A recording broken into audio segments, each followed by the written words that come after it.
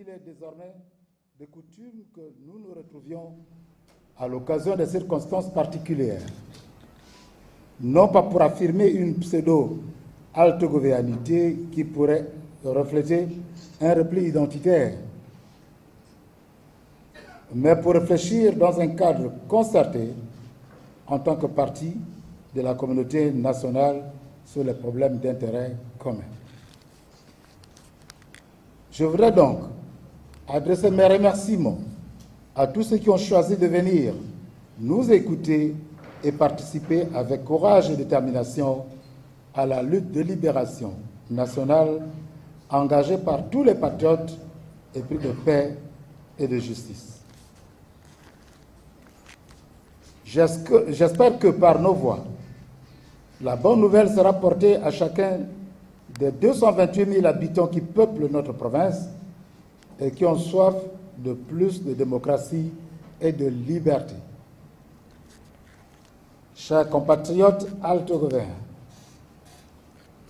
la gravité de l'heure nous impose d'être encore plus citoyens, encore plus engagés.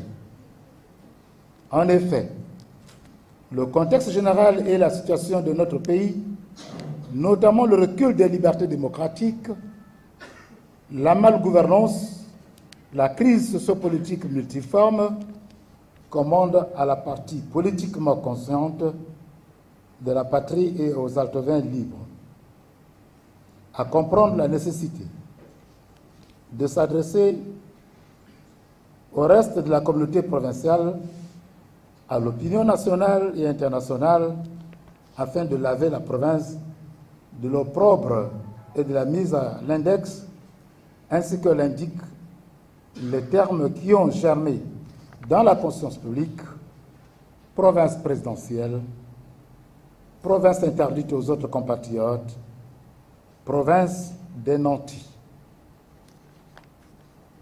Jusqu'à quand devons-nous subir de tels préjugés? Comme vous le savez tous, le Haut-Ogooué aspire, comme les autres provinces du pays, à n'être qu'une province normale, c'est-à-dire démocratique, libre, prospère, riche de sa diversité ethno-linguistique et culturelle, participant pleinement au destin national qui est tout sauf despotique. Altogovéens, au-delà des appartenances politiques, des sensibilités de chaque membre de ce présidium, nous avons décidé de prendre la parole au nom de tous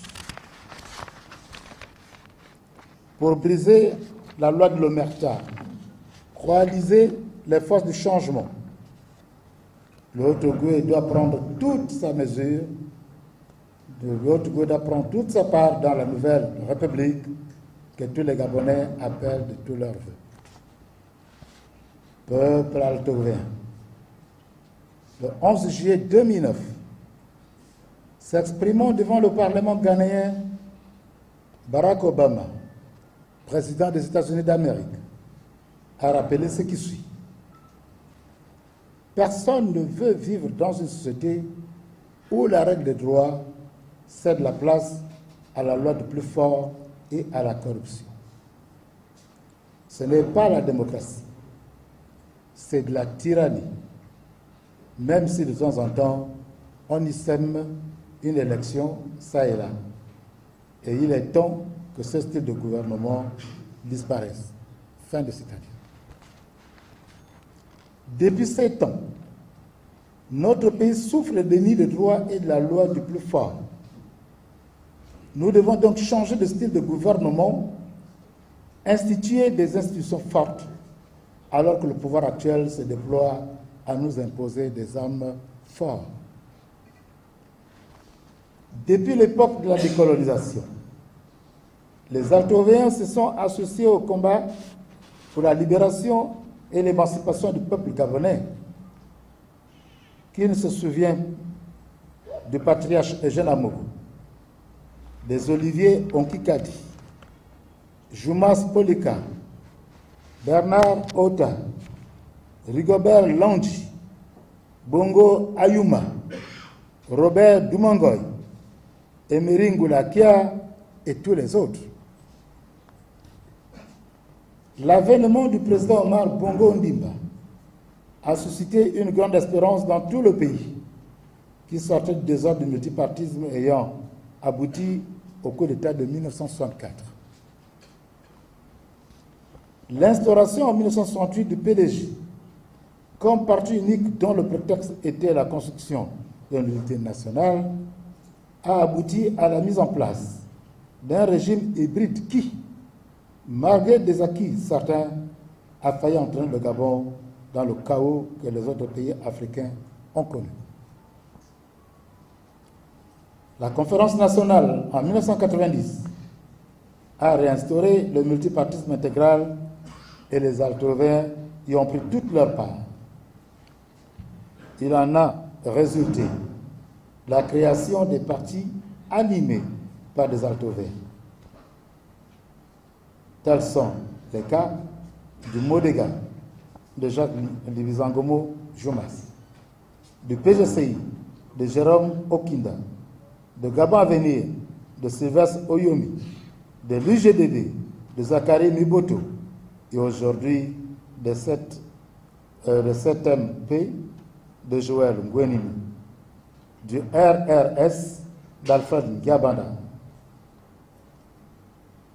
Au sortir des indépendances, au moment où triomphait le BDG de Léon Mba et l'UDSG de Jean-Hilaire Obam, on compta l'Union progressiste altovéenne de Georges Mabinat, Zachary Miboto, Martin Alini et Grégoire Okoui.